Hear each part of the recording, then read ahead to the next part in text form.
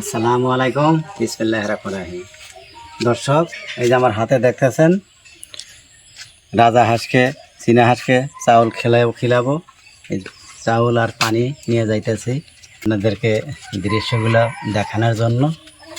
আপনারা হাতে থাকুন।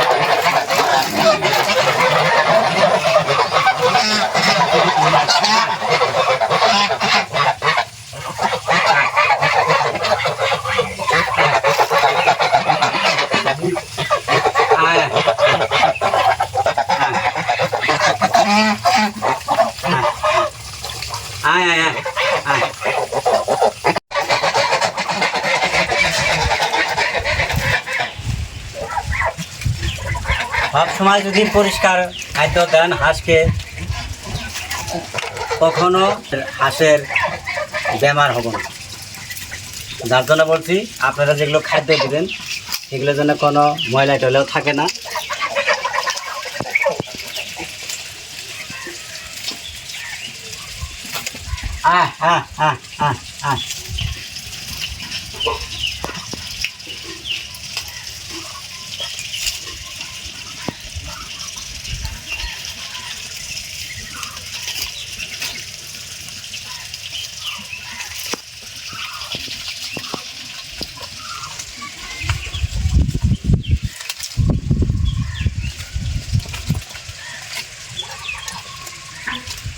अरे नाव दे कुछ फिर जाएगा देख थोड़ी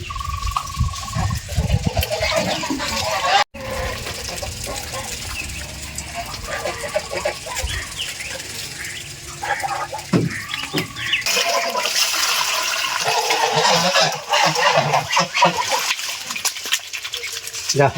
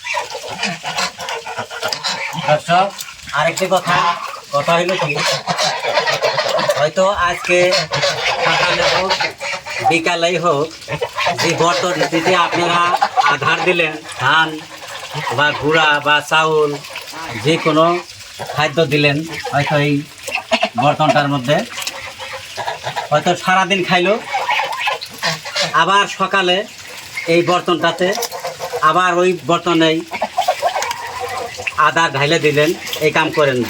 কেননা হয়তো যদি একদিনের আধার যদি থাকে, করবেন কি, এই বর্তনটা আগে ছাপা করবেন, আবার নতুন করে আধার দিবেন।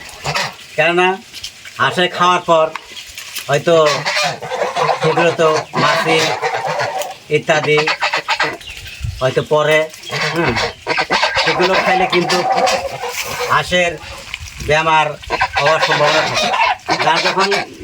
যার জন্য বলছি, যখন খাইতে দিবেন তখন বর্তনটা ভালো করে ছাপা করে আবার নতুন খাবার দিবেন।